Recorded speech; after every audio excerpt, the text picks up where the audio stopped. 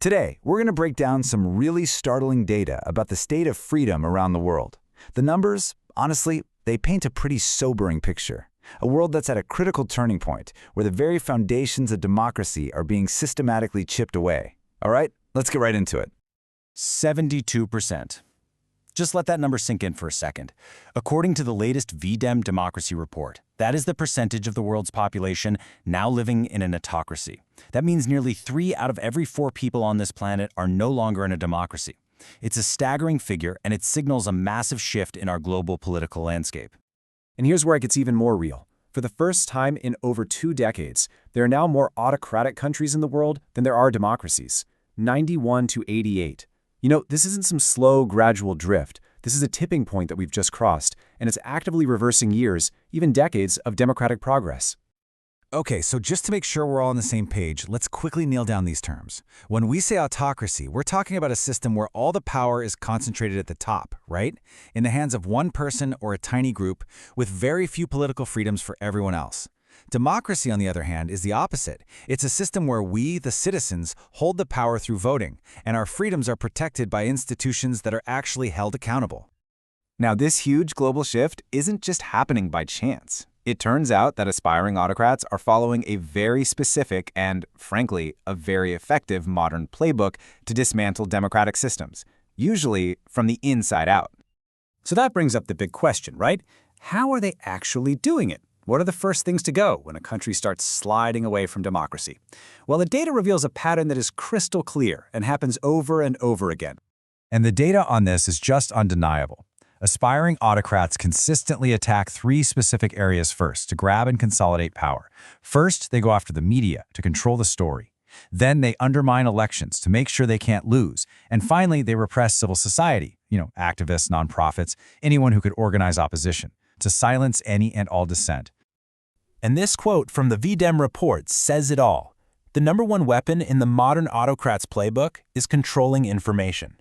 By censoring the media, spreading disinformation, and harassing journalists, they create this fog where the truth gets lost and their own power becomes almost impossible to challenge. So we've looked at the political science behind this trend, but what does it actually feel like for the people living through it? Because this isn't just some abstract academic exercise. The decline of democracy has a very real and often a very painful human cost. And this is exactly why these political labels matter so much. When we talk about democratic backsliding, what we're really talking about is a human rights crisis. These political shifts translate directly into actual, tangible suffering for millions and millions of people. And get this number, 70%. According to the UN Human Rights Office, that's how much civilian deaths in armed conflicts jumped in 2023, in just 1 year. This kind of violence is often a direct consequence of the breakdown in the systems and protections that democracies are supposed to provide. And the impact is just devastatingly broad. We're talking about things like tens of thousands of people in Sri Lanka being targeted by enforced disappearances. In places like Burundi and Liberia, the UN had to step in just to get thousands of people released from unlawful detention. And pretty much everywhere that civic space shrinks, we see these escalating attacks on journalists, on activists, on anyone who dares to speak up. And all of this is happening alongside a massive rise in online censorship and state-sponsored lies. Okay, I know. After all that grim data, it's really easy to feel like this decline is just inevitable, but it's not. The story doesn't end there. Because against this dark backdrop of autocratization, there are some incredibly powerful stories of democratic resilience and even complete reversals. Make no mistake, the odds are absolutely daunting. Once a democracy starts to slide towards autocracy, the V-Dem data shows it has a 67% chance of failing completely. That's a 2 in 3 chance. And that just makes the cases where people successfully push back even more remarkable and so important for us to understand. So here's where we stand right now. While there are 45 countries actively becoming more autocratic, which is a lot, there's a really significant group of 19 countries pushing hard in the opposite direction, actively becoming more democratic. The fight for freedom is happening everywhere, and believe me, it is far from over. And within this hopeful trend, the V-Dem report highlights this fantastic concept they call a U-turn.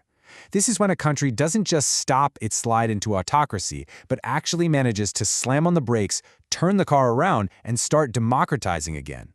It's powerful proof that this isn't always a one-way street. And these aren't just theoretical. We have powerful, recent examples. Think about Poland, where citizens pushed back in their 2023 election. Or Botswana, which saw a peaceful transition just this year that ended its autocratic slide.